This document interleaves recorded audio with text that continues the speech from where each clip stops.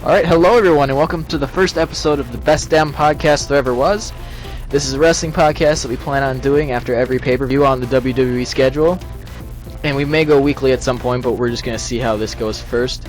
You can find us on YouTube at www.youtube.com/user/codegamer1. You spell that CODEGAMER1. Once again, that's www.youtube.com/user/codegamer1.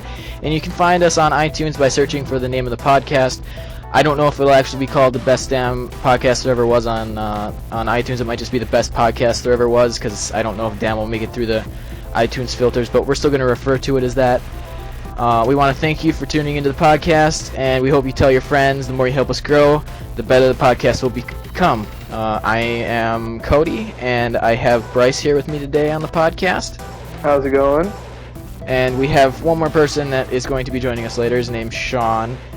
He just got done with the classes maybe an hour ago. He's not home yet, but we hope for him to join us later in the podcast. So, first of all, overall, what did you think of the pay-per-view, Bryce? Well, I enjoyed it. You know, I thought it was a pretty good pay-per-view from start to finish. There were a few dark spots, spots I didn't really agree with. But, in the words of Triple H, that was a B+ player for me. Well, one thing I didn't do is I didn't actually mention the name of the pay-per-view. We're talking about Hell in a Cell 2014. For me, I thought the pay-per-view was one of the best ones they've done in a long time. I was expecting it to be worse than it was, so I was pleasantly surprised by it. So you watched the kickoff show, right? Yeah, I caught a bit of it. I saw Mizdow TV. Alright, that's basically where it started. They were just talking about the matches before that. Yeah. So, what do you think of Mizdow TV? I thought it was pretty funny. Damien Mizdow cracks me up every time he comes out, and he makes the Miz entertaining to me. He does. I love what they're doing with Sandow now. Yeah. They've been misusing him for a long time, and I think this is the best thing they've done with him. Yeah, he turned in an embarrassing gimmick to something that the people can get behind, and I dig it. It's pretty cool. Mm-hmm. I thought it was funny how in the interview on Mizdow TV, Sandow was asking Miz questions, and then Miz would answer the questions, and he would imitate the Miz after asking the question himself. Yeah, that was pretty funny. Like, I'm surprised they didn't actually make him shave. His beard. Like, if they really want to do that, but I guess with that's what makes the stunt doubling thing even more funny. Yeah. Because it's so obvious that it's a rib, Mm-hmm.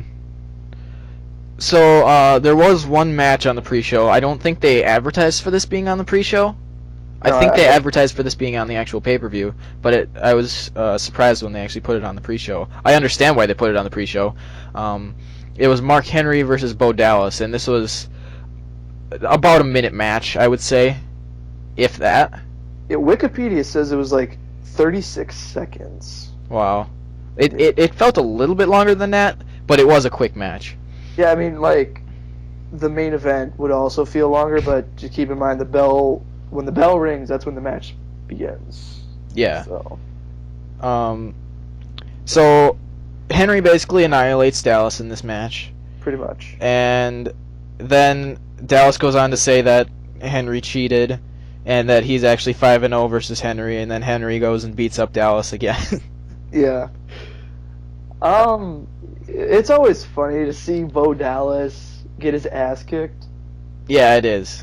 Oh, and one thing we should warn all our viewers about is we'll probably be using profanity in this podcast, so if that's not something you're into, you might want to tune out right now. But we're not going to censor ourselves. Yeah. I don't think Bryce would want to censor himself. No. Fuck no. So what's your opinion on Bo Dallas?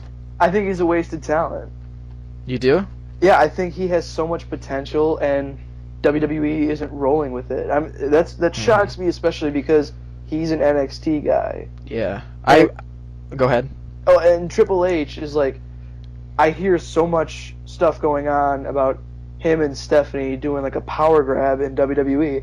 I would expect an NXT guy to excel. Maybe not in the world title picture, but probably. I mean, not all the big feuds are for titles. Like there can be a good feud not for a title. He could be feuding with, I don't know. He could be feuding with Mark Henry if it wasn't him beating Mark Henry and then getting his ass kicked. Like there could be more to it than that. Yeah, they have a lot more they can do with Dallas. I've liked Bo Dallas. I liked him a year ago when he did those few matches on the main roster. Yeah. Yeah, I've always been a fan of him, and I think they're definitely misusing him. I don't like the gimmick he has going. No. I think they could come up with something better than that. Because with the gimmick he has going, he's never going to go far. No. That's not a gimmick that's going to take you far. So that was the end of the kickoff show. And then they moved into the actual pay-per-view. And the first match that they did was Ziggler versus Cesaro. And one of the first things they said was it was going to be a 2 out of 3 falls match, which, were they advertising for that beforehand? I heard somewhere that they were going to do a 2 out of 3 falls match. Okay, because I don't remember them advertising for that. I wrote on my notes here, new stipulation question mark, because I could not remember them mentioning that at all. I mean, but we'll keep in mind the match was announced just Friday, so like people. Oh, it was announced Friday? Yeah, I could tell this match was going to happen for like weeks. Yet they only officially announced it Friday night. Oh, because I missed SmackDown this week. I usually catch all the WWE shows now because I have nothing to do in college really, other than do my work and sit in my dorm room. But I actually missed SmackDown this week. But I thought they had announced this match earlier than that, but I guess I was wrong.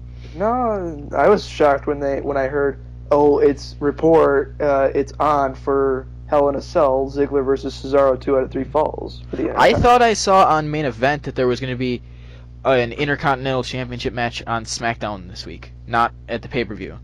Oh yeah, there was, and Ziggler won, obviously, because he's still the champ. Although it's not the first time that there have been title changes within a few days.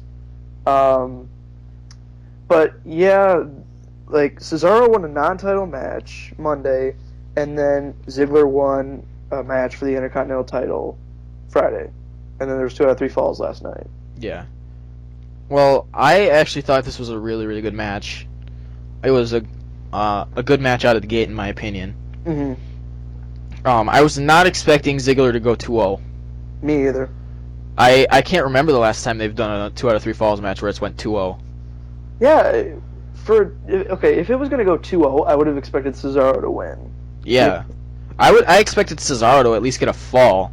Yeah, that was pretty disappointing. Like, because I'm a fan of both, and it was hard. I mean, I would say I'm more of a fan of Ziggler, but just the way I've been seeing Cesaro played out recently, it's hard. It's heartbreaking to see him like fall further down. Yeah, I'm a fan of both of them too, and I'm coming from the position that I think they're both being misused.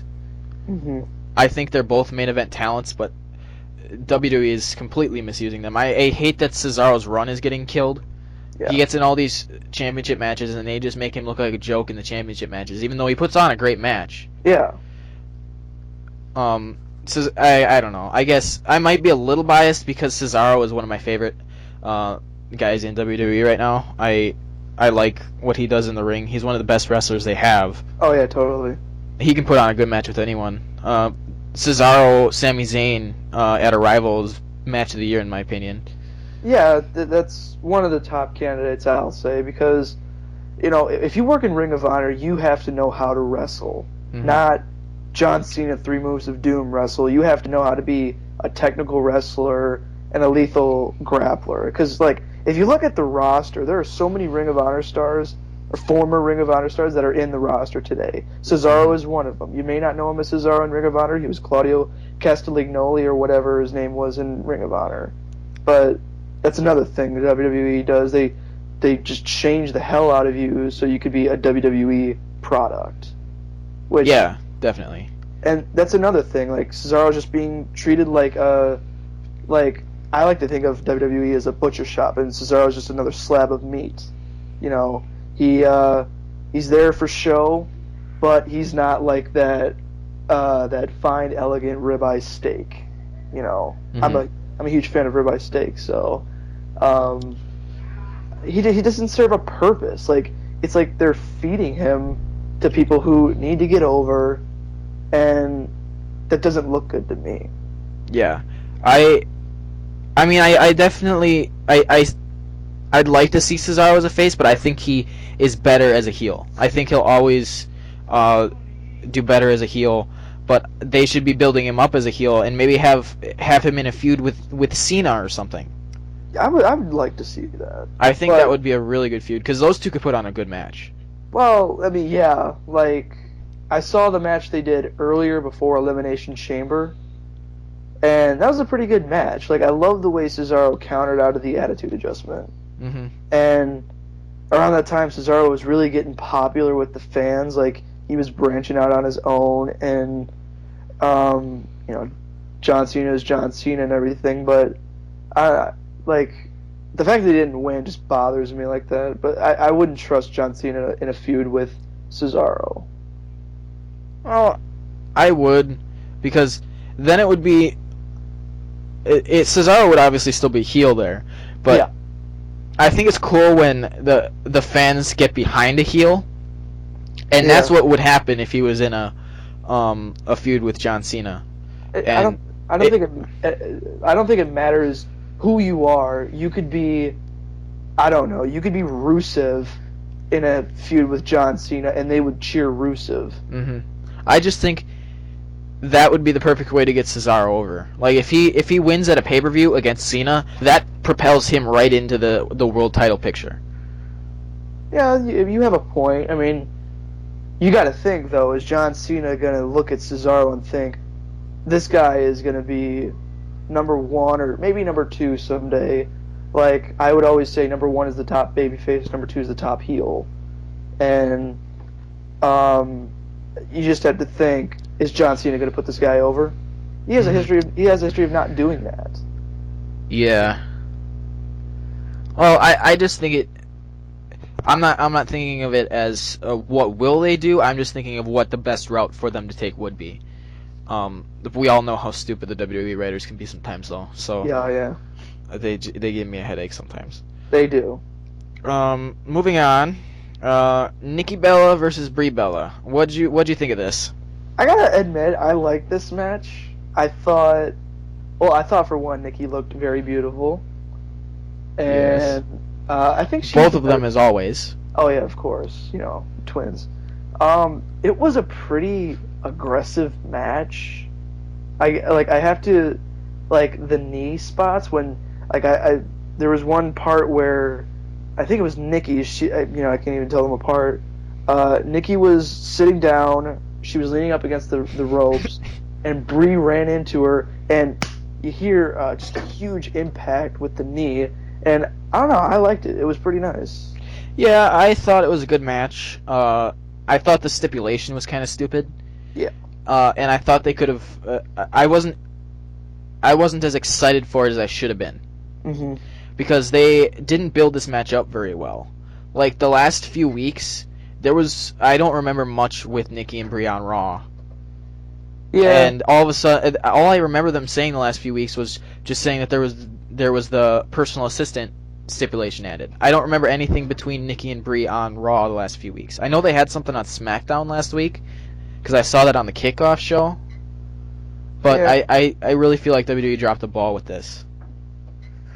I mean, you're looking at John Cena's girlfriend and Daniel Bryan's wife, okay? I don't think if they were in those positions, they wouldn't be in the spotlight, which I use very lightly, that they're in right now. I bet John Cena is using the whole nudge, wink, wink, Vince, let my girl be featured a lot more than Dolph Ziggler and Cesaro, you know? Mm-hmm. Like, I mean, because you remember before SummerSlam, Nikki Bella and Stephanie McMahon closed out Raw, I think, like 2 weeks in a row, right? Yeah. I mean, like, I like seeing the Divas excel because I'm not used to seeing that. Yeah, I like that they're making the Divas a thing now, actually, finally. Yeah. Again. There were a few years where the Divas were just like, this is time to go get popcorn. Yeah. But now I'm actually interested in the Divas feuds they have going. But Yeah. they had the feud going for the Divas Championship the last few weeks, and I feel like WWE just felt that they didn't have to build up two Divas feuds the last few weeks. Like, that'd be too much for them to do on Raw, so they focused on the Divas feud, so this took a back seat, in my opinion. Yeah. Where I think the build-up to this match could have been really, really good. Sister versus sister. Yeah. And I feel like it was very, very lackluster. And another thing is, Nikki is supposed to be a member of the Authority, right? Not necessarily. Or is she just like one of those closely allies or whatever? I don't even think they're allies. I just think at SummerSlam, that was just Nikki turning on Brie. I don't think that was her helping the Authority as much as her turning on Brie. Oh, okay. Well, then never mind on that. But like, I don't know. Like, it seems a little bit wasted to me. I don't really find any interesting points in the Nikki Brie feud. Like I say, like they're the significant others of the two top stars. You know, I mean, I hate saying John Cena's a top star, but you know, you say WWE, you're gonna think of John Cena. You look at the WWE fans, they're obviously gonna say Daniel Bryan, and I don't know, like, doesn't really seem right to like what's going on there. Yeah. Well, go ahead. I mean, well, if you think about it, how often do you see two separate Divas feuds? Not often. Yeah. Because WWE doesn't think that people would be interested in two Divas feuds, which I think it's cool to have two Divas feuds going. Well, yeah, I could see that. Don't get me wrong, I love seeing everybody excel, which, you know, doesn't really happen in the WWE. But I think with the drawing point is the title. And if in the title picture it features the two most capable competitors, in this case AJ and Paige, you know, they can wrestle. AJ can cut a promo. I mean, obviously she gets free lessons because her husband is probably the best promo worker in the business. You know, I won't say his name because WWE might force us to stop this because we're acknowledging him. Nah, they won't force us to stop it. You never know. They're a machine, man. But no, like, just all kidding aside, Phillip Brooks is her husband. Mm-hmm. They don't own that name. So she's gonna learn how to do a promo, and she does a damn good promo. Paige, she's got the look, like, and she's British. A lot of people are into, you know, border wars, you know. Mm-hmm. And I don't understand what Alicia Fox's point in this. We shouldn't get too much into that because we're working through the matches and we'll get to that later. Yeah. But as for the match between Nikki and Brie I did think it was a very good match. There were some sloppy parts, but I think they were deliberately sloppy because it was sister versus sister and they were just brawling. Yeah. But other than that, I thought it was a really good match. I just think, like I said, I think the build-up could have been better. And later in the show, we actually got our first look at Brie as Nikki's assistant. Yeah, that's funny. That was funny. For those of you that missed the pay-per-view, it was Brie was what was she doing on the phone? Just like making an appointment for her. She was making dinner reservations, I think it was, and just loading bags into the car for Nikki. And then she also got her a smoothie, I think it was. Yeah, and Nikki was running through all these things that was supposed to be in the smoothie and just annoying Brie, and then took the smoothie and took the top off of it and just poured it on Brie's head. Yeah. And it was like, that one's for you, now go get me mine. Yeah, that was funny and also kind of sad because I have two brothers and they used to pick on me like that. Mm. You know, like they used to throw me in the pool or whatever, you know, in front of my girlfriend, no less. That was embarrassing. But to be exposed on national TV, you know, on the WWE network that costs for an undisclosed sum. But I don't know. It was funny. I enjoyed it. It was a better match than I expected. So I'll give it. Yeah, it was. A just based on that. I'm excited to see where they go with the personal assistant thing. I can give you a fair prediction for what's going to happen. I think there's a lot of stuff they could do with it. Yeah, I feel like, okay, I give it 2 weeks before Nikki offers to, like, I'm trying to think. She gives her the ultimatum. You can beat me next week on Raw, SmackDown, because it's too long to wait for a pay-per-view. Because 30 days will be up before the next pay-per-view, I think. What is the next pay-per-view? Survivor Series.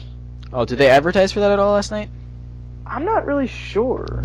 Like, I haven't seen anything. I don't think they even have the cover for it yet. So I'm gonna look it up quick. okay, but I think it's what's gonna happen is, you know, okay, Brie. I think Brie is gonna like cause hell for Nikki. Like she's gonna just be that smart ass kind of assistant type person, like that does more harm than good, purposefully because she wants to get a little joy out of it. And she said there's going to be another match between them, and I don't know, Brie will either that or Brie will quit because there's a rumor that she wants to have kids, and I don't know, with Daniel Bryan, I hope he's close to coming back. I don't know, top guy making top guy money be enough to support a young lady. So this is interesting. I just looked up the WWE pay-per-view schedule. Yeah. For the rest of the year, and through WrestleMania. November 23rd is Survivor Series. Sweet. And then TLC is on December 14th. And then the Royal Rumble on January 25th. And then WrestleMania. So there's apparently no Elimination Chamber this year. Oh, I like that. I don't know, but I hope they at least put the Elimination Chamber a couple pay-per-views later. Because I love the Elimination Chamber pay-per-view. I just don't like it between the Rumble and Mania. Either that or there could be an Elimination Chamber at Royal Rumble or WrestleMania. Maybe. That'd be cool. Preferably Royal Rumble. Because I want to see some stuff done with the title at Mania that only involves two people. Yeah. Or that Fatal 4-Way that I was talking about to you. Do you want to pitch it to the audience or not? So yeah, I'll give it a pitch. Okay.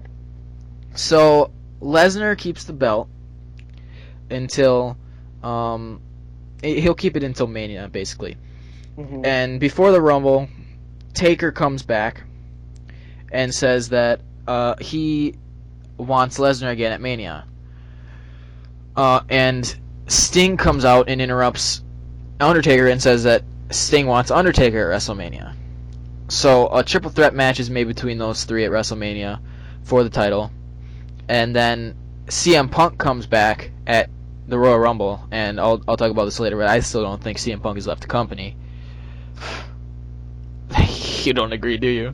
I don't agree at all.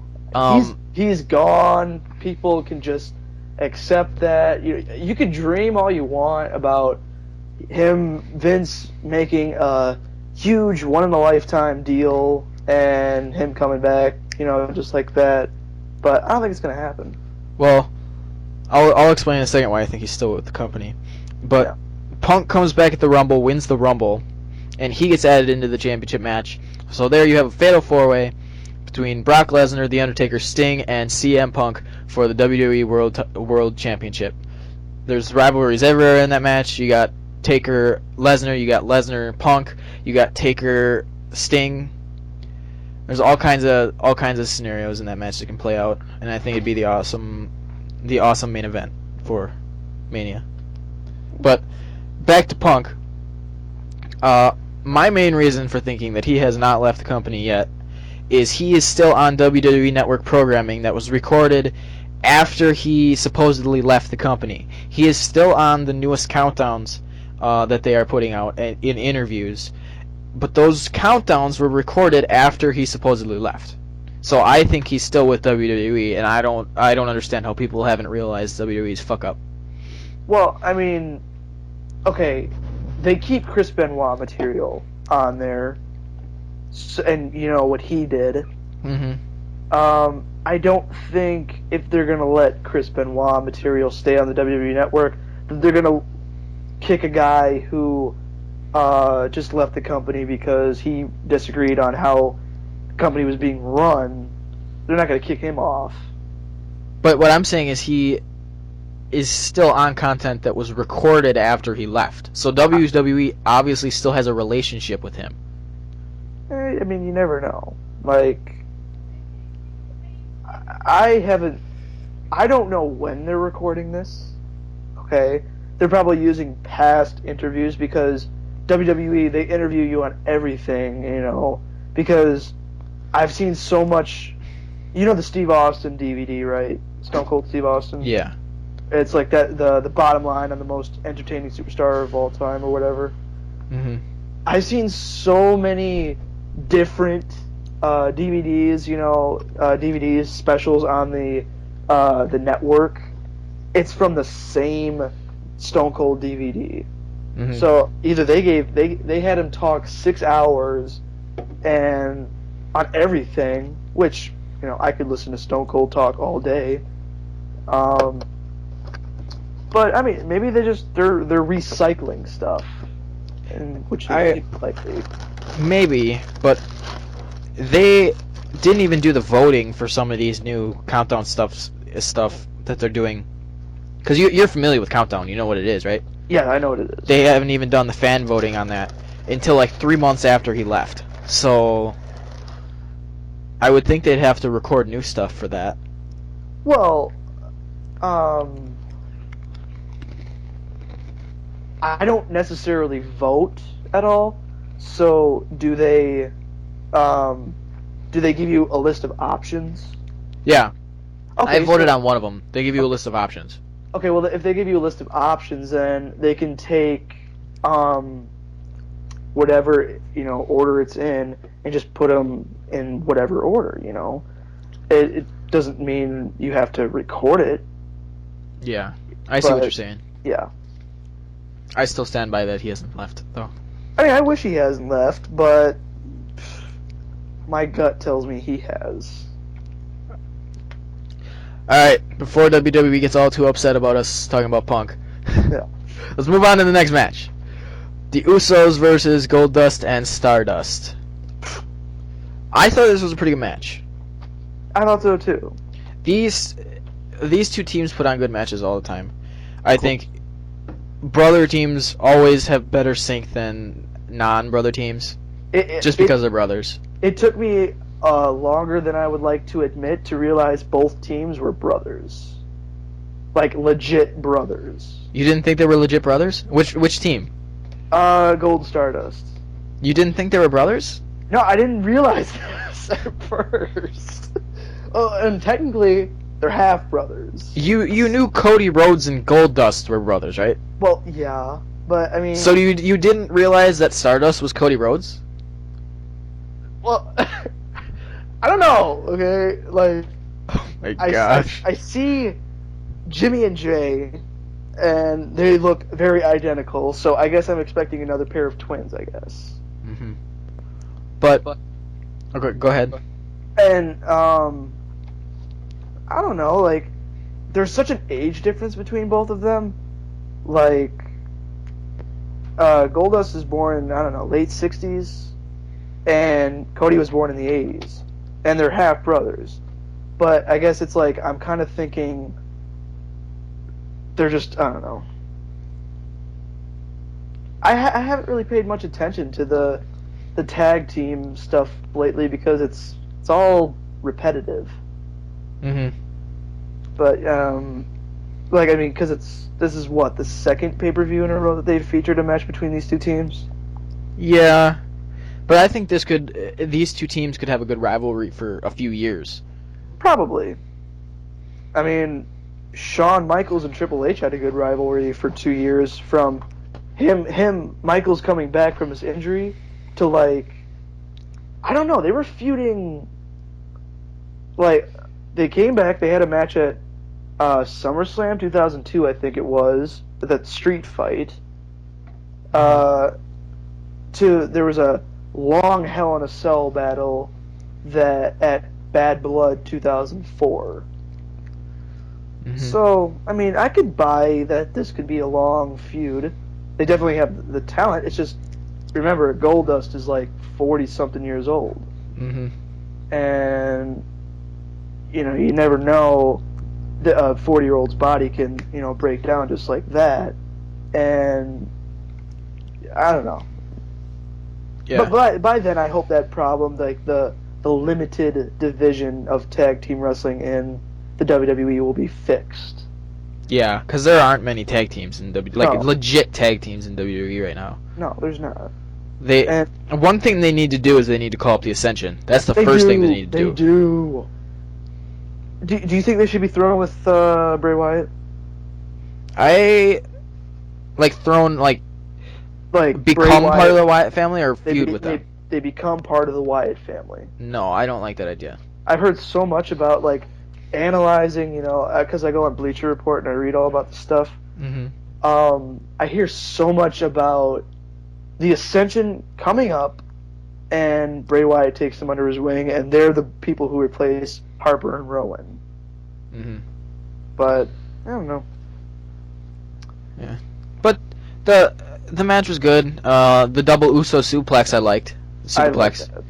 that. Um, There's a lot of good suplexes. yeah. Like the one in the Cesaro Ziggler match, where Ziggler was hanging on to Cesaro, and Cesaro climbed up onto the second rope, and then just flung him over for a superplex. That I popped at that moment. Mm-hmm. Yeah. So yeah, the Goldust and Stardust end up winning this match. Were you expecting anything different? No, I was hoping they stayed tag champions. I admittedly like them more than the Usos. Usos had a long reign. I kind of felt it was stale at most times. Yeah. The Wyatt family was like the highlight of their the Wyatt family feud was the highlight of their reign up until Golden Stardust. Mm-hmm. Yeah, I just couldn't see the WWE writers giving the title back to the Usos in this match. No. But, I couldn't either. Like, it's interesting to see, like, the Usos are, like, okay, they're considered one of the most entertaining teams. I'm not too hot for them, to be honest. yeah, a lot of the stuff they do that people consider entertaining, they do pretty much every match. Yeah. That's why they're stale. Yeah, I don't know. They could be entertaining. I know that. They can. I'm a fan, not as much of a fan. But it's the lack of variety in the tag team division. Like, I want to see the Usos put a couple guys through tables. You know, Mm-hmm. I want to see the Usos. I want to see them in a cage. I think there should be a tag team. There should have been a tag team Hell in a Cell bout. Mm-hmm. At the event. One thing I think they need to do is they need to have like a Divas steel cage match at some point, or a Divas ladder match, That would be fun. or something crazy, not just regular Divas match. That'd bring attention to the Divas division. I could certainly hope so. Mm-hmm. TNA actually did a Divas steel cage match once, a knockout steel cage. Yeah, I heard. And I saw a TNA Knockouts ladder match once too. It was between Taryn Terrell, who was known as Tiffany. She was the one-time general manager of the ECW brand, and Gail Kim. Now, Gail Kim is one of the most talented divas in the entire wrestling business. I never understand why when Gail Kim was with WWE that WWE misused her so much. They did, and it was so heartbreaking to see. Like, I mean, I don't like seeing her on TNA. I'd rather her be on WWE, but I understand why she's on TNA and not WWE. yeah, Because WWE just totally does not even put her on TV. yeah.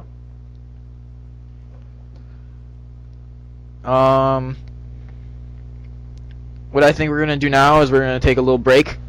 Bryce, I'm gonna run like a little 1 minute thing, All right, sounds good. 1 minute ad type thing, and we'll be back in about a minute.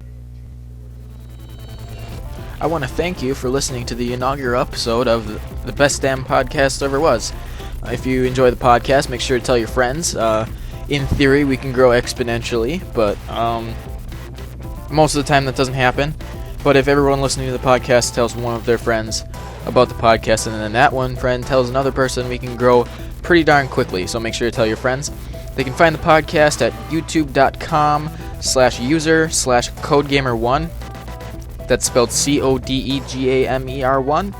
Or look us up on iTunes. Just look for the name of the podcast, which is the Best Damn Podcast There Ever Was. It might just be called the Best Podcast There Ever Was. Since this is the inaugural episode, I haven't submitted it to iTunes yet, so I don't know if Damn will make it through the filters. But we're going to refer to it as the Best Damn Podcast There Ever Was. And if you enjoy wrestling and you like the podcast, make sure, if you haven't already, to subscribe to the WWE Network if it's available in your area, because I know it's not available in the UK yet. Make sure to subscribe to the WWE Network for a good low price of $9.99 a month. You get all the pay-per-views included in that, and that saves you a good amount of money, at least $50 each month, if you just want to watch the pay-per-views, because a normal pay-per-view will run you $60, and WrestleMania and SummerSlam will run you $80. So even if you just watch the pay-per-views, you're saving at least $50 a month. So this is not sponsored by WWE Network in any way. I wanna state that, but I know a lot of our fans that listen to the podcast will probably be wrestling fans. So make sure you check out the WWE Network. And back to the podcast. All right, we're back on the podcast, and we still have Bryce here, and now we also have Sean here. What's up? You just got home, right? Yep. Yeah. It's a shame we couldn't have had him on from the beginning, but he's here now. Now we're going to move into our retrospective segment of the show, where we look back on an old WWE pay-per-view and reflect on it and give like a mini review of it and compare WWE then to WWE now. The subject of this retrospective is WrestleMania 18, which was in 2002. The main event of that particular pay-per-view was The Rock versus Hulk Hogan. I actually didn't get enough time to watch this whole pay-per-view. I only watched about half of it. Bryce watched the whole thing. Did you get a chance to watch it, Sean? No, I did not. All right. So the first thing that I noticed is I really miss the hardcore title. I think they need to bring that back. I loved the idea behind that. What are your thoughts on that, Bryce? I was never really a particular fan of that. You know, just flip-flopping it around all the time. It was cool seeing it on the hands of Mankind or Mick Foley as just a whole, but just seeing it flip-flopped around, it was always too confusing to follow it. Like the whole 24/7 rule was just, I don't know, unneeded in my opinion. I wasn't a huge fan of it. What about you, Sean? I liked the idea. I really did, but I just think that whoever had the hardcore belt was either just brushed aside or really wasn't paid attention to because you're sort of a minor belt champ. It's like the U.S. champ belt nowadays. It's like, you're the U.S. champ belt, whatever. I don't know. I like it, but it's meh. Mm-hmm. Yeah, I like the idea behind it, and I liked that there were just so many different ways that WWE could go with it, with the writing, with it. I think they either need to bring the Hardcore Championship back, or something like it, at least with the same premise behind it. It doesn't need to be a hardcore championship, but have it be on the line 24/7. Or bring back a TV title and have someone defend it every week on Raw. I think that'd be cool. Yeah, that would be fun to see, in my opinion. I think so as well. All right. I'm gonna leave it to you, Bryce. Now, you can talk about the main event of WrestleMania 18 because I didn't get a chance to watch the whole thing. So, the floor is yours. The main event of WrestleMania 18 is the famous The Rock versus Hulk Hogan, billed as Icon versus Icon. Entertaining match, and the electrifying atmosphere of the fans when Hulk Hogan made his entrance. It was so unbelievable, and you could never really understand. I could never understand why Hulk Hogan got cheered over so much over The Rock. The Rock is, the most electrifying man in sports entertainment. In my opinion, it was a classic. It never shines from exciting and total perfection in wrestling. Mm-hmm. I loved it. It took every time I watched it, and it took me back to a nostalgic time, and it was like I got goosebumps just watching it. Yeah. I loved it. It was an entertaining match. It was sports entertainment at its peak, Mm-hmm. and one of the last instances where I believe wrestling was truly good. Mm-hmm. And I think part of the reason that Hogan was cheered so much is because he did so much for the business. People rip on him a lot, and I admit I'm guilty of it too, because he's not as good now as he used to be. But everything he did back in the day in like the 80s and stuff, I legitimately don't think that the WWE would be here today if it wasn't for Hulk Hogan. I think you're looking over Randy Savage. I think he did more of a part than Hogan did. Because if you look at it, Mr. McMahon really liked Hogan, and Hogan was his man. But I think Randy Savage went through more than Hogan ever did. That's right. I would agree with that, because I see a lot of John Cena and Hulk Hogan. Hogan had a limited moveset, but he had a lot of charisma to back it up. Randy Savage, Macho Man, didn't have as much charisma, but he had the moveset. He had the exciting moveset. I mean, he stole the show at WrestleMania 3, and when there was the Hogan-Andre match, I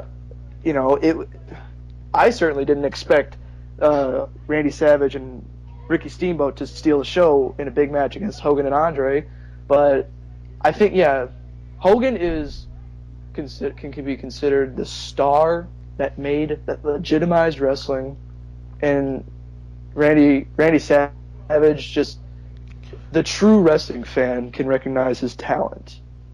Okay, and if you're not a true wrestling fan, then you won't recognize it, and it sucks for you. Mm-hmm.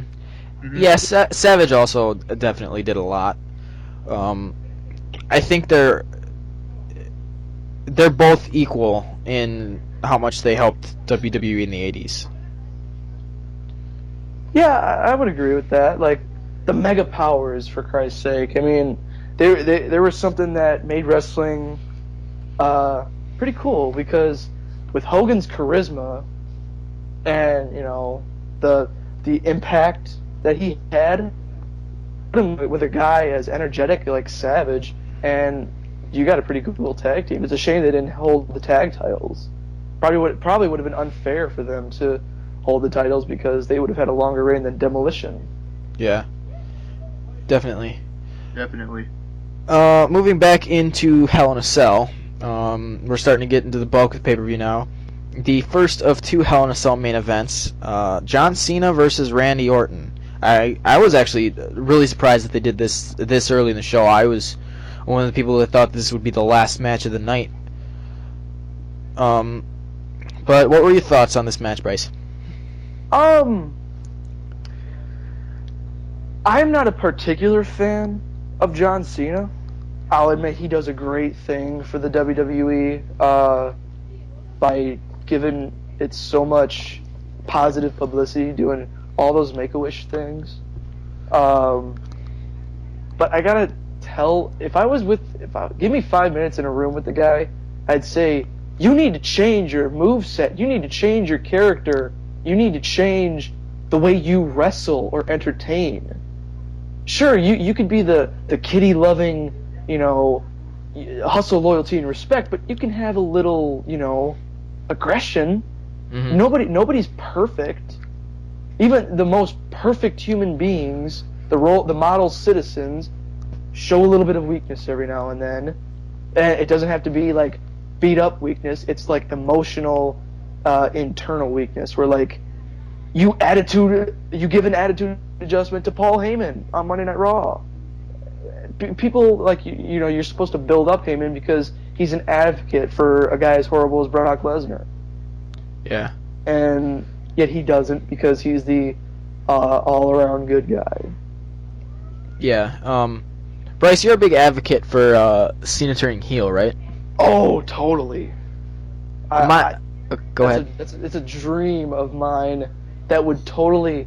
It would make me cry ultimate tears as if I would see my son being born. I don't have a pregnant girlfriend. Disclaimer, just so people know that He doesn't have a girlfriend. Screw you, okay? Screw you. He doesn't. Shut up. That's not the point. But if I were to have a child, the tears that I would shed, it would be similar to John Cena turning heel. So, my thing is John Cena will never be heel. WWE won't turn him heel just because of all the money they would lose. Because with him as this Super Cena, they can come out with new gear for him every 2-3 months. True. And whenever they come out with new gear, parents will buy that for their children, and that's just bucket loads for WWE. John Cena as a face is good for WWE's image, and if he turned heel, that would kill WWE's image because he wouldn't be able to do the Make-A-Wish stuff anymore as much, probably. Yeah, probably. And it's hard to have someone that's a face and a hero to all kinds of children turn heel and betray all the children that he's a hero to. Well, I mean, because one of the things that made it so Stone Cold Steve Austin could turn heel after WrestleMania 17 is all they had to do was get the general audience to not like Stone Cold.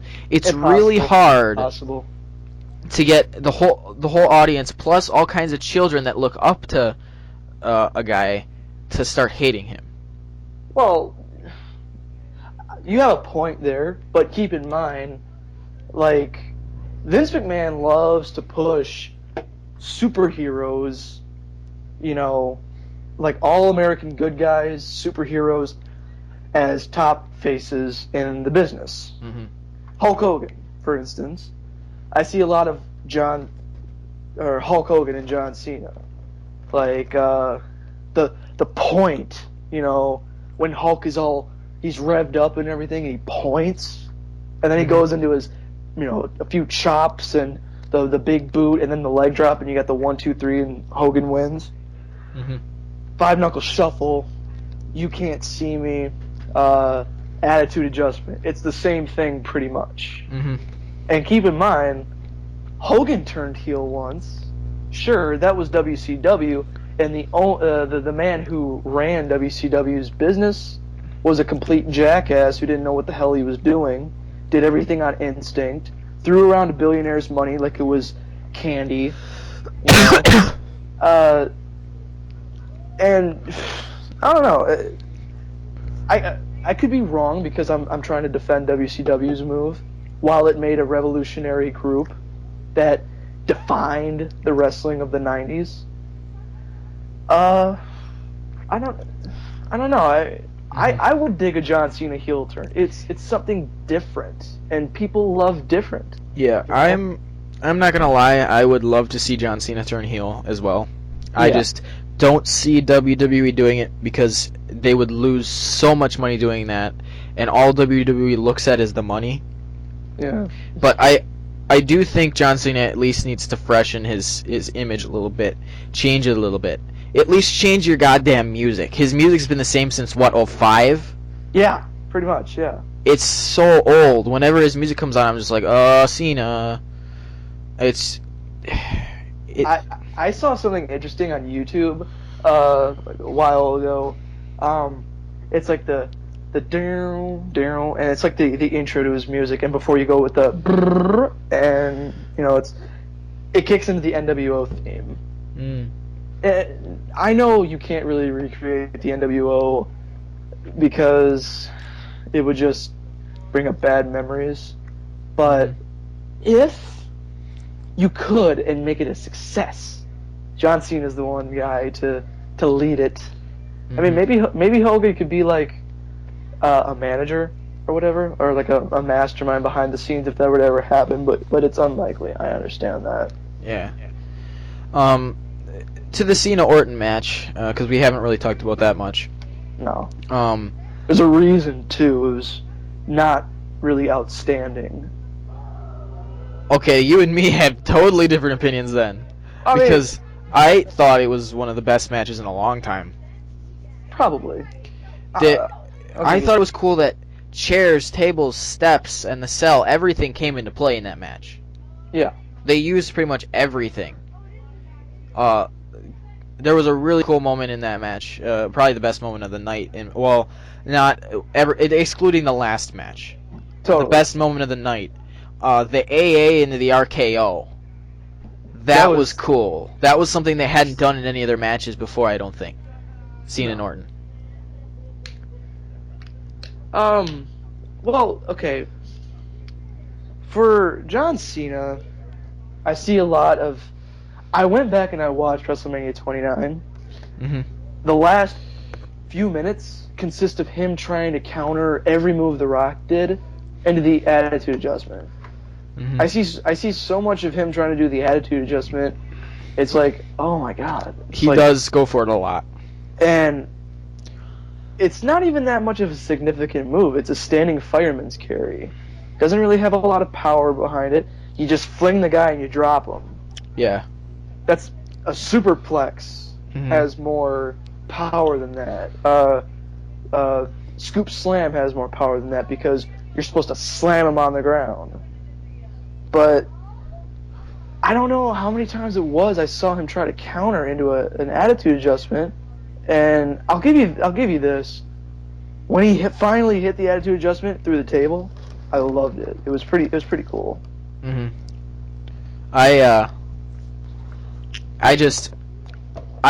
I got so happy when I saw the AA into the RKO. I just thought it was so cool. I mean, it was something new, and it's not often you see something new in a Cena Orton match because we've seen it so many times. But it was a very, very good match. Cena ended up winning this match, so he goes on to face Lesnar now. Wrong move. I did think that was the wrong move. I thought Orton should have won it. Yeah. Orton should have beat Lesnar or been close to beating Lesnar. I mean, And then Rollins should have come out and backstab Orton with the cashing in. yeah, that sounds pretty manageable. I mean, the Viper versus the Beast. What sounds better, Viper versus Beast or John Cena versus the Beast? Well, Vince McMahon, it's going to be John Cena, hands down. Yeah. I going into that match though, I thought Orton was winning. I did not think Cena was going to win that match. Oh yeah, me too. I was hoping Cena wouldn't win the match. Yeah. So, what did you think of the actual match, Sean? Was it? I didn't see it. I just didn't see it. I haven't been catching up. I've been studying and college stuff. You know, Cody, you say you were expecting that match to go on last. Yes. Well, I heard from several friends of mine, including my brother, who I use his network information to watch. I heard him say, and along with a few other friends, I'm going to turn it off after the Seth and Dean match. Yeah. So I guess they had a plan to just not do that, and I think, you know, WWE doesn't want to lose, you know, their viewership. So Yeah. I don't know. I'm glad it didn't go on last. I certainly didn't expect it to go on that soon in the card, Yeah. but it was fairly decent. I'll give you that. Mm-hmm. All right. Next up, we're gonna try and breeze through these next couple matches quick because we're starting to get close to our hour mark. For those of you listening for the first time, which is everybody, we're shooting to go for an hour on this. But if we talk for more than an hour, we talk for more than an hour. We're not gonna try and stop ourselves. But these next couple matches, I think we can breeze through pretty quickly. Probably. The next one is The Miz versus Sheamus for the U.S. title. The best part of this match was Mizdow. Of course. Hands down. Of course. Just everything he was doing. He was jumping around outside. He laid down on the steps when, what was Miz doing? Jeez, I forget. The only thing I remember is the after the match, to be honest. Mm-hmm. Well, that was awesome. That was totally just absolutely fucking hilarious. For those of you that missed the pay-per-view, after the Miz lost to Sheamus, Miz was lying in the ring, and Sandow decided to get in the ring and lay next to him. And whenever Sheamus would pick Miz's arm up, Sandow's arm would go up too. And what else did he do? He propped Miz up like he was just a lifeless dummy. You know, I'm surprised Miz didn't snap out of it or whatever, but he made him do the YMCA chant. Oh, yeah. And it was just hilarious to see that because Mizdow was trying so hard to keep with it, and I felt like Sheamus was trying to throw change-ups, trying to get him to mess up, but it was pretty funny to see. Mm-hmm. Certainly not a long enough match because Sheamus is definitely one of the better wrestlers. Mm-hmm. On the roster, and I would have loved to see more from him. Yeah. I actually, I'll admit, I didn't pay much attention to this match. I was paying attention to Sandow. Yeah. In my opinion, this was the, even though I didn't see much of it, I feel like it was the throwaway match of the night other than Mizdow. Yeah. I thought all the other matches were pretty good, and this one I wasn't very excited for other than Mizdow. Yeah. Moving on, we got Rusev versus Big Show. What'd you think of this? You know, I don't care for Rusev, to be honest.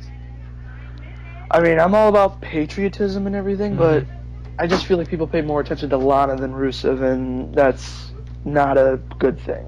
Yeah, I don't think Rusev will ever be a main event star. He should. He'll be like Ryback. Like Probably. they'll build him up like this, and then he'll just be nothing. Probably. They'll put him in a crappy tag team eventually. Yeah. But Rusev ended up winning with the accolade in this match. The referee ended up stopping it, which I was like, seriously, you're not gonna at least let the match go on? But I was waiting in this match for Mark Henry to turn on Big Show. Yeah, everyone expects that. Like, yeah, I don't want Mark Henry to turn heel. I mean, what? He has to turn heel to be a physically dominating monster that he can't already be? He's got the size and strength for it. He's the world's strongest man, for Christ's sake. Mm-hmm. I mean, he needs it to be a little grumpy to, you know, be better. Mm-hmm. That's another thing I hate. Like, when you can build up a monster heel to be a monster and everything, turn him good guy, and I swear a finger poke of doom can take him down and cause them to miss 6 months due to an injury. Mm-hmm. Like, it's unbelievable. Yeah.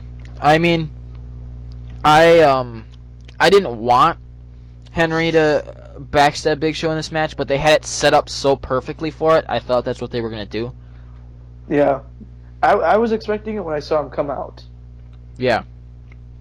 So, yeah. Overall, I thought this was a good match. It wasn't a great match. I like that Rusev won clean. That he went clean over Big Show. Yeah.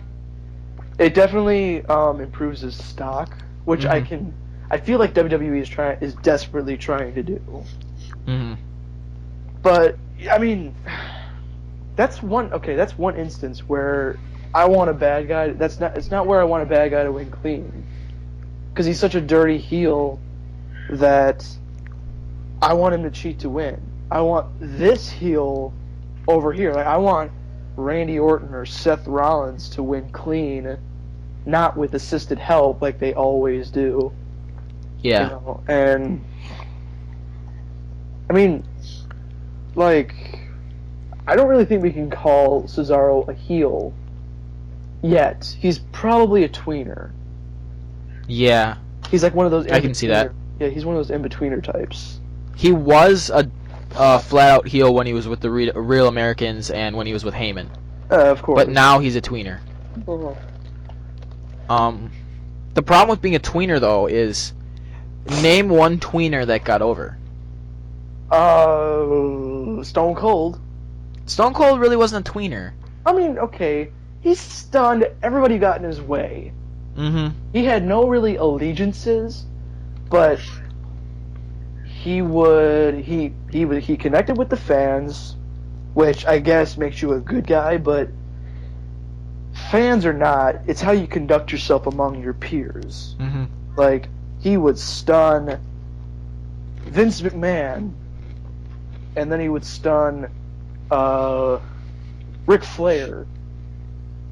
I think that's how it happened in that draft, the 2002 draft.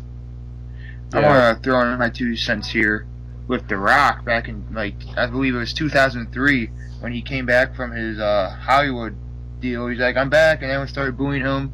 And, well, people still liked him at the same time, so he could call him a tweener, and then he had the match against Goldberg, which made The Rock totally heel at the same time with Goldberg. And then, at the same time, mixed feelings, The Rock was still half good, half evil, and I still believe he still got a better push than most tweeners nowadays. Yeah, I could buy that. Yeah. Also, the Shield Wyatt family feud earlier in the year. Mm-hmm. Well, both of those teams were technically bad guys, Yeah. and they kind of had the Shield looking more like the good guys. Except, I remember they finally made Dean Ambrose defend the title against Mark Henry, and I forgot Ambrose had the title for a while. yeah, it was so funny sometimes. Like, I would forget that, like, because I would see him without the title, because I rarely paid attention. I couldn't see him, for one, in the Shield entrance because so many people got in the way. Mm-hmm. And then I would see him with the U.S. title. I was like, oh yeah, that's right, he's the U.S. champion. Yeah. You know? 351 days. 2 title defenses, probably. Probably. I wouldn't be surprised if that's the actual number. Alright. Moving on, we got, this is a match before the main event. We got Paige versus AJ. I'm happy whenever I get to see Paige compete, and AJ's a bonus. AJ is so beautiful. Oh my god. CM Punk. Oh, I envy you. I do too, but I prefer Paige. Mm-hmm. What? You crazy fools. Paige is my favorite. She's too pale. She's too pale. I don't know. I have a feeling that, I mean, their personalities are a little bit different, but I have a feeling the Paige AJ feud could be the next Trish Lita feud. I hope so. Yeah, it's been good so far, and they always put on good matches. Sean, what do you think? I could care less for Diva matches, but whenever AJ Lee's on the screen, she has my full attention, that's for sure. Yeah. Like, I noticed this really well at both pay-per-views, the last two. AJ won, by the way, last night, folks. When she has Paige in Black Widow, is that what it's called, or is it something different? Okay. She has her perfectly positioned where Paige slaps her ass. Yeah. And I would totally let AJ put me in the torture rack, or Jesus Christ, I'm thinking of the wrong people, in the Black Widow. That was kind of like Kelly and the Stink Face. Oh yeah, totally. But I don't like the whole Alicia thing in this. I hated the whole frenemy thing, and then when they brought Alicia into it, it made it even worse. I mean, I think Paige and AJ could carry a good feud by themselves. They don't need this extra frenemy crap. No. In it. They can, like, I want Paige just to flat out and say, I hate you, I'm better than you, I deserve that title. This whole frenemy thing was a joke. I can't believe that I even allowed myself to lie and just try to be your friend. I thought I could see good in you or whatever, something like that, because you know how women are. Mm-hmm. For those that missed the pay-per-view, this match ended up AJ beat up Paige on the outside of the ring with the barricade and stuff, and then Alicia threw Paige back into the ring before she was ready, and she tapped out as soon as AJ put the Black Widow on. Yeah. We're going to take one more quick break before we get to the main event here, because I feel like we'll be talking about the main event for a little while. Oh my god, I can't wait. So, stick with us till the main event. I want to thank you for listening to the inaugural episode of the Best Damn Podcast There Ever Was. I also want to say, if you're enjoying the podcast, to share it with your friends. They can find the podcast at youtube.com/user/codegamer1. That's spelled CODEGAMER1. Once again, that's youtube.com/user/codegamer1. Or look us up on iTunes at the Best Damn Podcast There Ever Was. Or the Best Podcast There Ever Was. I might not be able to put damn on it yet. I'm not sure. I haven't run it through the iTunes filters yet. I will know by next episode what you can search for, though. But one of those two things, you can find us on iTunes. iTunes is great for if you want to listen to a podcast as you fall asleep, which is something I do quite a bit. You can put it on a half-hour or an hour sleep timer, and your podcast will just turn off after that amount of time. I use it for that. And you can listen to us on YouTube, and that's a great way to give us feedback in the comments section. Or you can submit a review on iTunes. So it's two good ways you can give feedback. But make sure to share this with your friends. The more we grow, the better the podcast will become. It wouldn't be an ad without a mess up by me. But yeah, the more we grow, the better we'll become. So make sure you tell your friends, and make sure to subscribe to the WWE Network for $9.99 a month. That will save you about $50 a month. So, yeah, back to the podcast. Alright, we're back to talk about the main event of Hell in a Cell. Still got Bryce and Sean here. Ambrose versus Rollins, Hell in a Cell. This was definitely the match of the night. I'll say. So before we even talk about any of it, I want to just give a summary of the actual match, which is probably going to take a couple minutes. Rollins comes out, and he wants to start on top of the cell. No, Ambrose came out first. Oh, Ambrose. I say the wrong name with these two sometimes. And then Rollins comes out, and he has Joey Mercury and Jamie Noble climb up to try and bring Ambrose down. Ambrose basically just beats both of them up, and then Rollins comes up and starts wailing on him with the kendo stick, while Mercury and Jamie Noble are holding Ambrose. And then Rollins tries to get down the side of the cell, and Ambrose follows him, and from, I would say, maybe a little bit lower than where Mick Foley fell, They were fighting, and they both lost their balance and fell through both tables, which was pretty wicked. And then Ambrose took Rollins back inside of the cell, and the match actually began. Officially. Ambrose was beating on Rollins for a while. Ambrose did an elbow drop on Rollins through the table outside the ring, which was pretty cool. I liked how they had that table set up. I hadn't seen anyone set up a table like that in Hell in a Cell before, I don't think. No, I haven't either. And then Ambrose was beating on Rollins by the side of the cell again, and Kane comes out of nowhere and with a fire extinguisher and extinguishes Ambrose in his face through the cell. So he's temporarily blinded. And Rollins drives Ambrose through another table that they had set up. Rollins does a curb stomp in the ring, and Ambrose kicks out of it. And then Ambrose took out a couple cinder blocks from under the ring from a few weeks ago when, a couple months ago when Rollins tried to end Ambrose's career by curb stomping him through cinder blocks. Ambrose brought a couple out, and it looked like he was going to go for a curb stomp on Rollins, and then the lights went out. A bunch of gibberish played. I don't know what that was. And then the lights came back on, and there was a lantern in the ring with like some kind of ghost above it. I don't know. And then in comes Bray Wyatt, and he attacks Ambrose, and Rollins gets the pin on Ambrose, and then Ambrose gets Sister Abigail. So that's basically the summary of the match. This is my new number 2 Hell in a Cell match, I think. What was the original number 2? The original number 2 was Foley Undertaker. Really? Yes. Okay. My number 1, I think, will always be Cactus Jack versus Triple H. Okay. I can buy that. My problem with the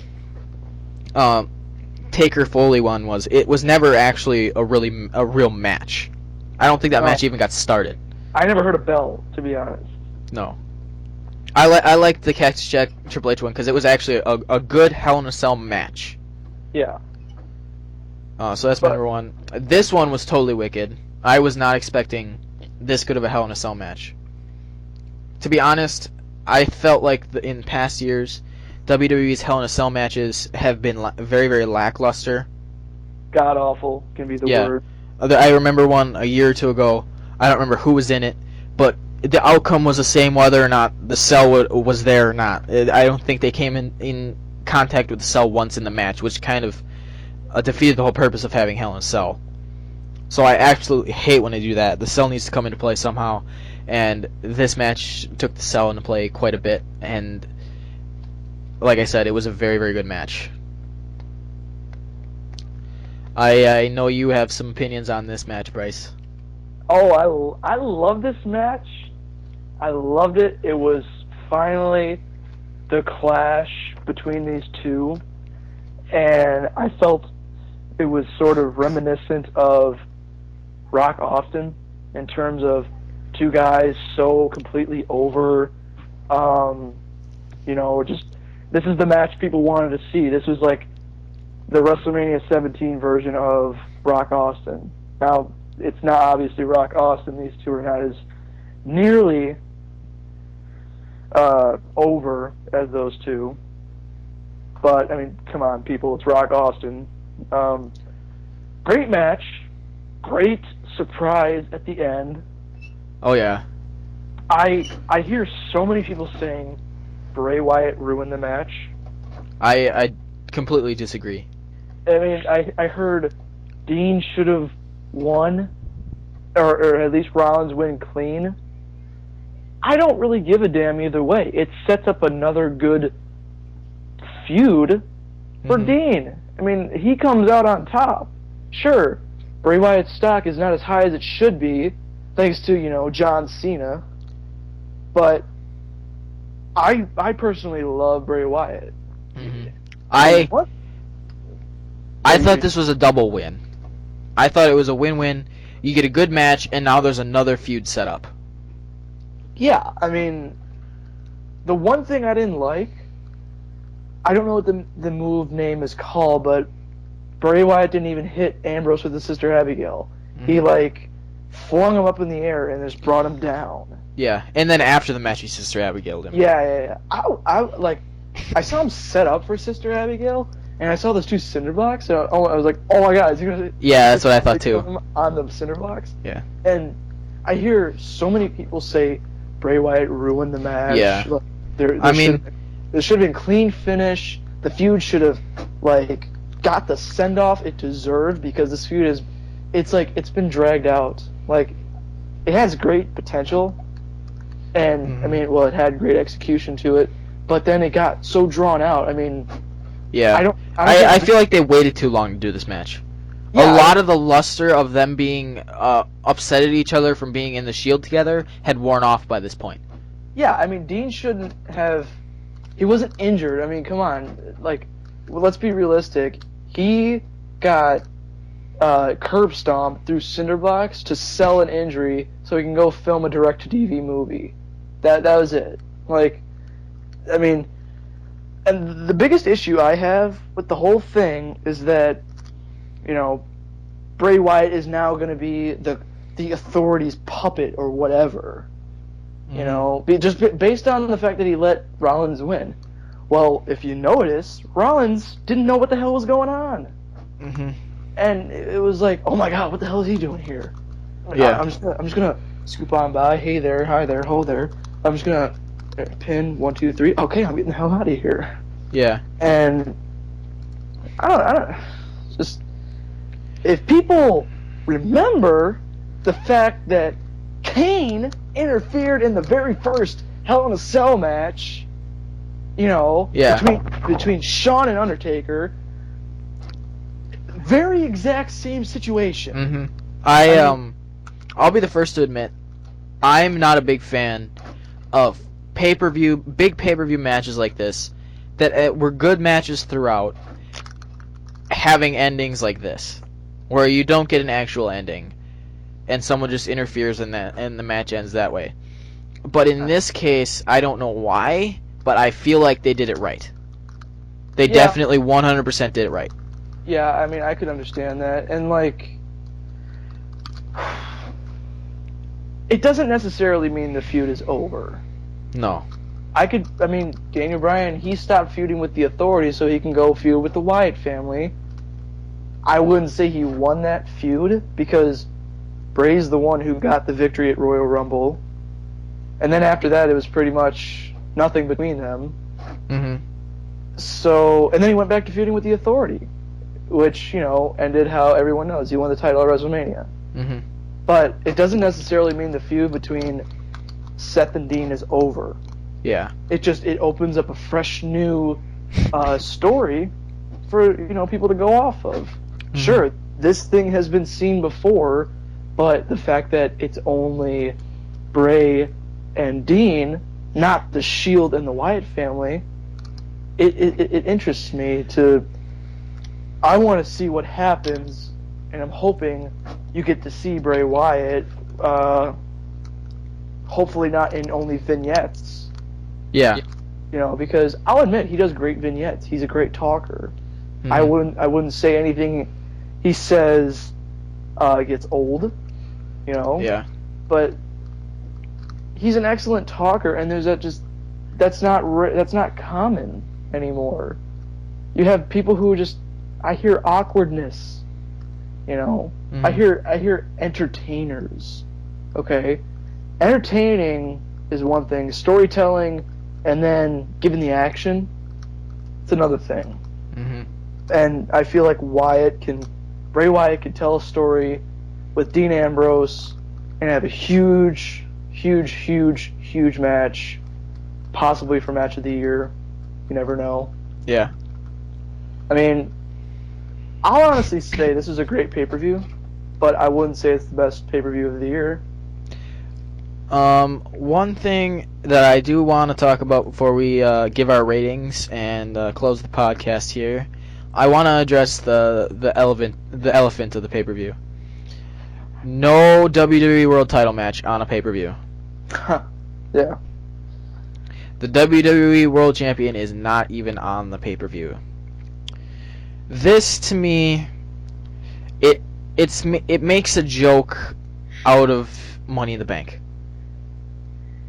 Because not only is he not on Raw every week, he doesn't compete on Raw. I'm referring to Brock Lesnar.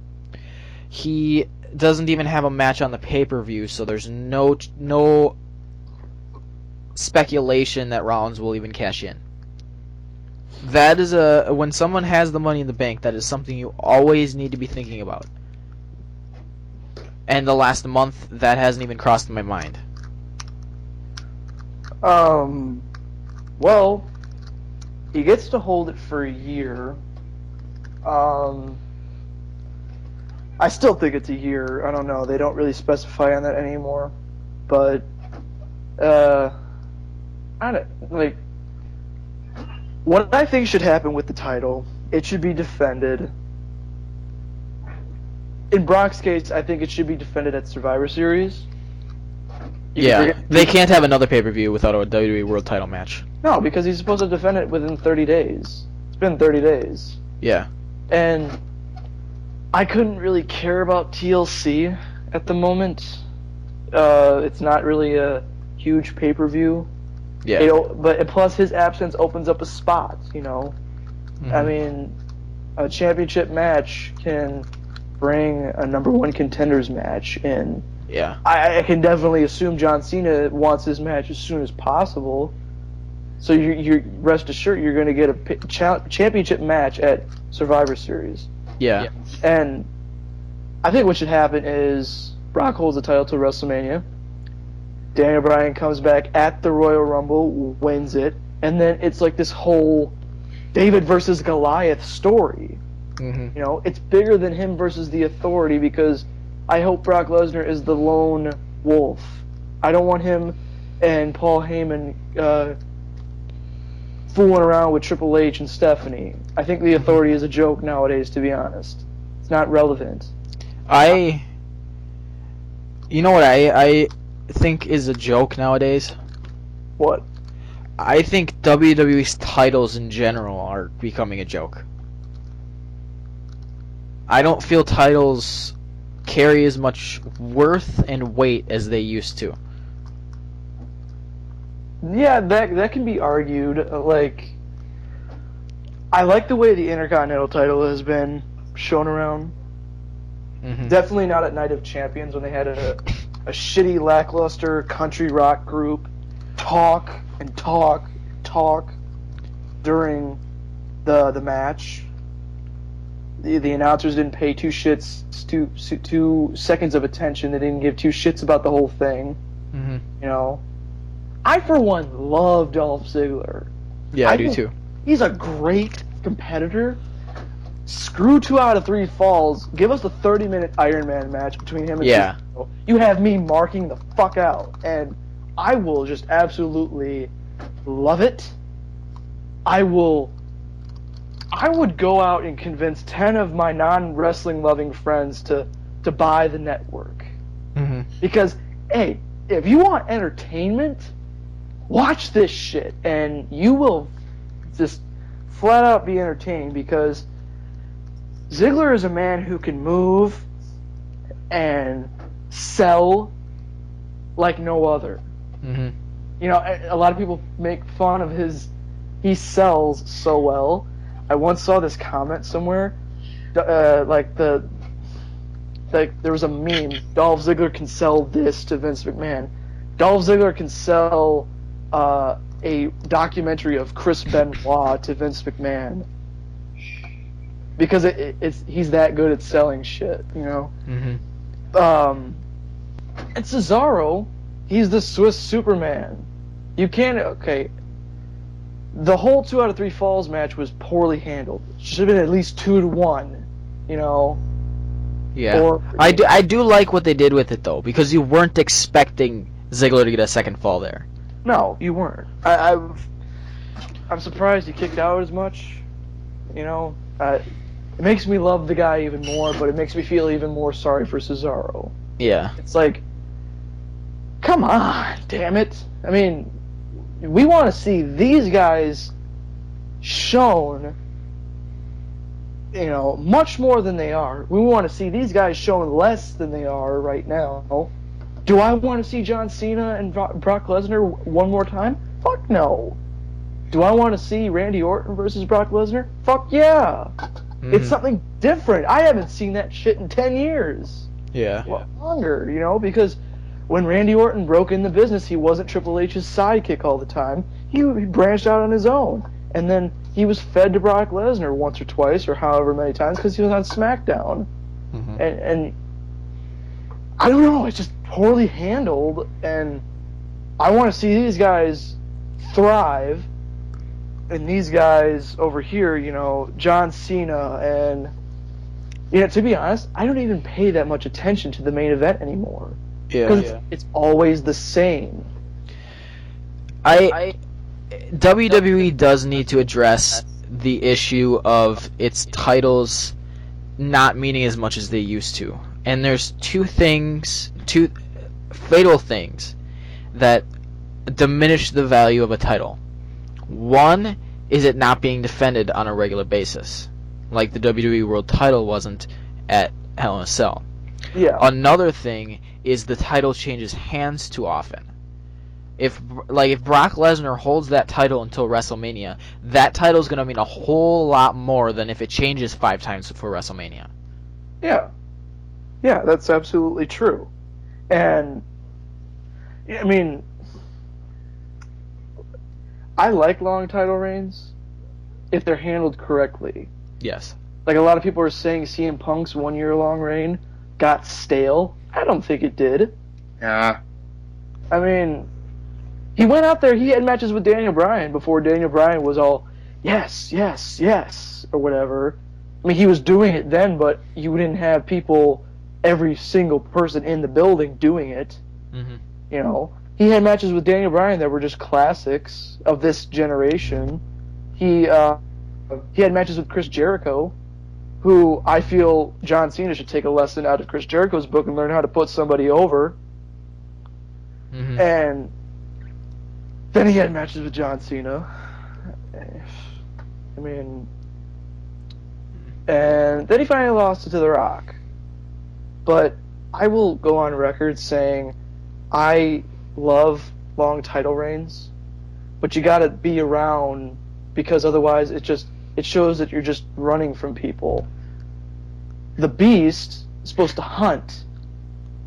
I feel like Brock Lesnar is WWE wants him to be so different from everybody else. Like, if you're the champion, you're going to be hunted. No.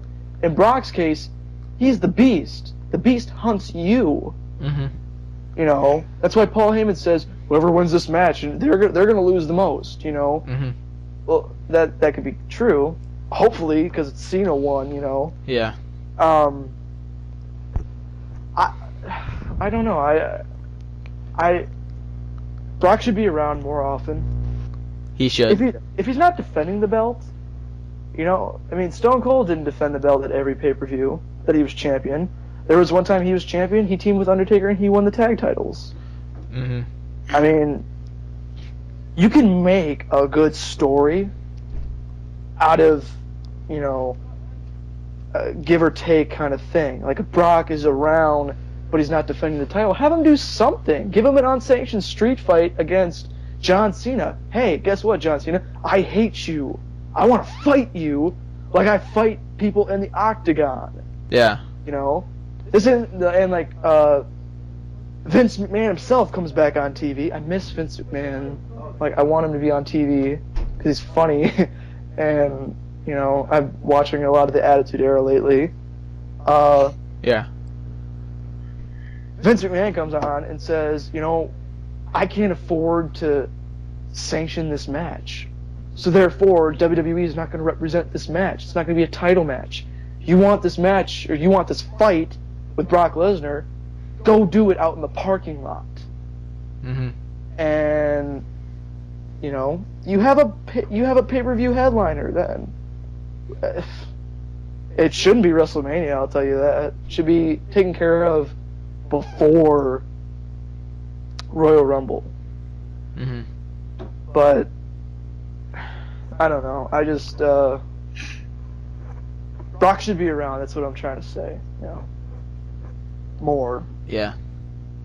I mean, like if they want to throw a change up, have Cena target Brock Lesnar. It's like, hey, Brock, you suck, or to have poke fun at his family, poke fun at his wife, Sable. I mean, like I heard rumors that she was tossed around like a football on Thanksgiving. I mean, come on, like. You know, because there's rumors about how she was Vince McMahon's plaything or whatever, but I don't know. That can get the guy back for a match or two. Yeah.